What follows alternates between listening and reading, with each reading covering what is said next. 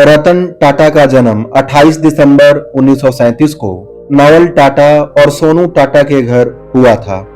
उनका एक भाई जिमी और एक सौतेला भाई नोएल टाटा हैं। जब रतन टाटा 10 साल के थे तब उनके माता पिता अलग हो गए। दोनों भाइयों का पालन पोषण उनकी दादी नवाजबाई टाटा ने किया।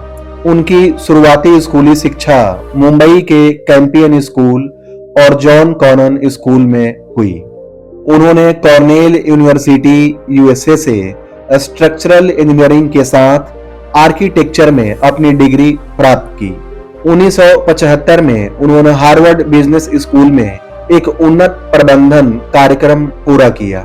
1962 में वे टाटा सन्स में शामिल हो गए, जहां उन्होंने फ्लोर पर काम किया। यह एक कठिन और मुश्किल काम था, लेकिन उन्होंने पारिवारिक व्यवसाय के बारे में अनुभव और समझ हासिल की। 1971 में उन्हें Nelco national radio and electronics company limited का प्रभारी निदेशक बनाया गया। कंपनी वित्तीय संकट के दौर से गुजर रही थी। रतन टाटा ने बेहतर उपभोक्ता इलेक्ट्रॉनिक्स डिवीजन बनाने के लिए कड़ी मेहनत की, लेकिन आर्थिक मंदी और यूनियन के मुद्दों के कारण वे सफल नहीं हो पाए। 1977 में उन्हें एम्प्रेस मिल्स में स्थानांतरित कर दिया गया, जो टाटा समूह की एक और संघर्षरत इकाई थी। उन्होंने मिल के पुनरुद्धार के लिए एक योजना बनाई, लेकिन कंपनी के अन्य अधिकारियों ने इसे अस्वीकार कर दिया और मिल को बंद कर दिया गया। रतन टाटा को फिर से टाटा इंडस्ट्रीज में स्थानांतरित कर दिया गया। 1991 में जेआरडी टाटा ने रतन टाटा को टाटा समूह का अध्यक्ष नियुक्त किया। जिम्मेदारियों को संभालने की उनकी क्षमता को लेकर चिंता के बीच अन्य अधिकारियों की ओर से आपत्तियां थीं। टाटा समूह के शीर्ष पर आने के बाद रतन टाटा ने संगठन की समग्र स्थिति में सफलतापूर्वक सुधार किया। उन्होंने प्रभाग के प्रबंधन और दृष्टिकोण को संशोधित किया और लाभांश बढ़ाने में भी कामयाब रहे। इस अवधि के दौरान वे व्यापार और उद्योग पर प्रधानमंत्री की परिषद के सदस्य भी थे। वे एशिया प्रशांत नीति के लिए रैंड के सलाहकार बोर्ड में थे। वे मित्सुबिशी कॉरपोरेशन के अंतर्राष्ट्रीय सलाहकार board, JP Morgan Chase, Booz Allen Hamilton और अमेरिकन इंटरनेशनल ग्रुप के सदस्य भी थे। दिसंबर 2012 में अपने 75वें जन्मदिन पर रतन टाटा ने टाटा समूह के अध्यक्ष पद से इस्तीफा दे दिया था। शाहपुर जी पलोन समूह के प्रबंध निदेशक साइरस मिस्त्री टाटा समूह के नए अध्यक्ष बने थे। उन्होंने अक्टूबर 2016 से फरवरी 2017 तक अंतरिम अध्यक्ष के रूप में कार्य किया।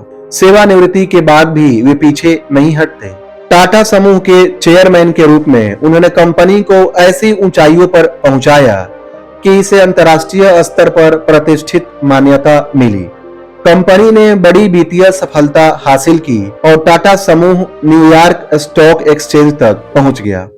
उनके नेतृत्व में टाटा समूह कोरस, जगुआर लैंड रोवर और टेटली जैसी कंपनियों के अधिग्रहण के साथ एक वैश्विक ब्रांड बन गया। टाटा नैनो और टाटा इंडिका ऑटोमोबाइल की कल्पना और निर्माण उनके नेतृत्व में किया गया था। एक प्रमुख परोपकारी व्यक्ति के रूप में उन्होंने अपने हिस्से का 65% से अधिक हिस्सा धर्मार्थ ट्रस्टों में निवेश किया है। उनके जीवन का एक प्रमुख लक्ष्य भारतीयों को बेहतर जीवन स्तर प्रदान करना और मानव विकास सुनिश्चित करना था। रतन टाटा जी की उपलब्धियां और पुरस्कार। पद्म भूषण भारत सरकार का तीसरा सर्वोच्च नागरिक सम्मान सन 2000 ईस्वी में मिला था। ओरिएंटल रिपब्लिक ऑफ उरुग्वे का पदक उरुग्वे सरकार द्वारा सन 2004 में दिया गया था। अंतर्राष्ट्रीय विशिष्ट उपलब्धि पुरस्कार सन 2005 में दिया गया था। London school of economics and political science की मानद फेलोशिप सन 2007 में दिया गया था।